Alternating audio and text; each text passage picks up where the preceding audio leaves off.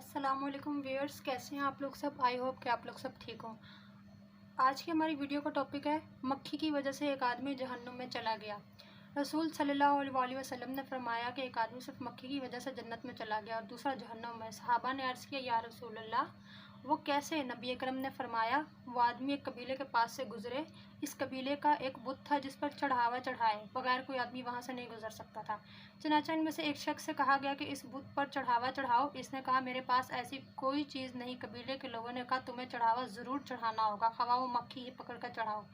मुसाफिर ने मक्खी पकड़ी और बुत की नज़र कर दी। लोगों ने इसे जाने दिया। चाचा वो इस चढ़ावे की वजह से जहन्नुम में चला गया। कबीले के लोगों ने दूसरे आदमी से कहा कि तुम भी कोई चीज़ बुत की नज़र करो। उसने कहा, मैं अल्लाह अज़्ज़ा वजल के अलावा किसी दूसरे के नाम का चढ़ावा नहीं चढ़ाऊंगा। लोगों ने इसे कत्ल कर दिया और वो जन्नत में चला गया।